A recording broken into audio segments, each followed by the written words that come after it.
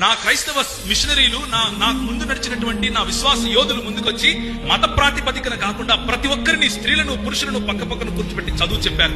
అది మిషనరీ సేవ యొక్క ఘనత.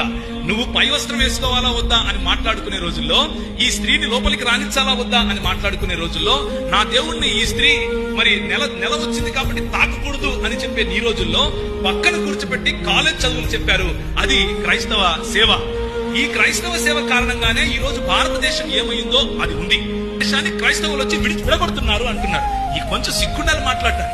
క్రైస్తవులు కలిపారు. క్రైస్తవులు భారతదేశంలో ఆఫ్ఘనిస్తాన్ కలిపారు. ఒకప్పుడు మొఘళ్ళు దాన్ని పక్కన వేరే దేశంగా చేస్తే ఈస్ట్ ఇండియా కంపెనీ వచ్చిన సమయంలో వారిని కలిపారు. క్రైస్తవులు ఈస్ట్ ఇండియా కంపెనీకి సంబంధమే లేదు అసలు. అయినా కానీ ఈస్ట్ ఇండియా కంపెనీ ద్వారా వచ్చినటువంటి మిషనరీలు సాంస్కృతికంగా వారిని ఏకం చేశారు.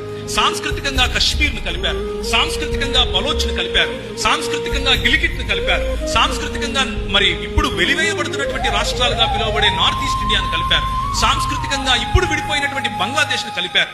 విడగొట్టింది మీరు. ఎందుకు? నేను నీకంటే గొప్ప అనే జాత్యాహంకారం కారణంగా. ఈ జాత్యాహంకారం భేదములుండును అనే మాట బైబిల్లో ఆనాడే చెప్పారు. నువ్వు భేదాలు సృష్టిస్తూ ఉండు, ప్రజలను విడగొడుతూ ఉండు.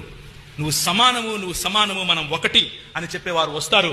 వారి ముందు నువ్వు నిలవలేవు అని దేవుని వాక్యం చెప్తా ఉంది. దేవునికి స్తోత్రం కలుగును గాక. సెయింట్ ఫ్రాన్సిస్ గారు ఇక్కడికి వచ్చినప్పుడు అక్కడ ఉన్నటువంటి కుష్ఠరోగులను సజీవంగా ఇసుక దెబ్బల్లో తోడి వాళ్ళని పూడ్చిపెట్టేవాళ్ళు. ఎందుకు అనంటే ఆ కుష్ఠరోగిని తాకితే నాకు కుష్ఠరోగి వస్తుంది, వాడి కర్మకు వాడు చావాలి అని అన్నారు. నా కర్మను తల మీద వేసుకున్నాడు నా ప్రభు. ఎవరు గొప్ప అంటారు? నీ కర్మ కాదురా, నేనున్నా నీ కోసం అని నా కోసం చనిపోయిన ప్రభు దగ్గరికి నేను వెళితే తప్పెలా అవుతుంది? నీ కర్మకు నువ్వు చావురా అని చెప్పి నన్ను వదిలేసిన వాడి దగ్గరికి నేను ఎందుకు వెళ్ళాలి అని తిరిగి ప్రశ్నించండి. క్రైస్తవ సువార్త ఏంటి అని అంటే, ప్రతి ఒక్కడు వాడు కుష్ఠరోగైనా సరే వాడిని పూడ్చిపెడుతున్నారు. అది తప్పు. వాడికి బ్రతికే హక్కుంది. వాడు దేవుని స్వరూపంలో ఉన్నాడు, దేవుని పోలికలో వాడు చేయబడ్డాడు అని చెప్పినటువంటి భావజాలం క్రైస్తవ భావజాలం. మనం ఏం చేశాం ఈ దేశానికి అని ప్రశ్నించే వారికి ఈ మాట చెప్పండి. కుష్ఠరోగుల కోసం నువ్వు ఎప్పుడైనా నీ ఇల్లు తెరిచావా? కుష్ఠరోగుల కోసం ఇల్లొద్దు, నీళ్ళు ఇచ్చావా? ఒక్క చెంబు.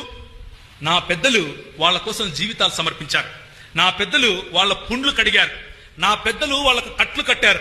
నా పెద్దలు వాళ్ళు ఉమ్మేస్తూ ఉంటే, వాళ్ళు కక్కుతూ ఉంటే చేత్తో పట్టుకున్నారయ్యా, నీ జన్మలో చేయగలవా నువ్వు అని అడగండి. క్రీస్తు ప్రేమకున్నటువంటి శక్తి అది. నిర్మించారు ఎవరైనా ఈ దేశాన్ని అని అంటే అది మనం. దేవునికి స్తోత్రం కలుగునుగాక.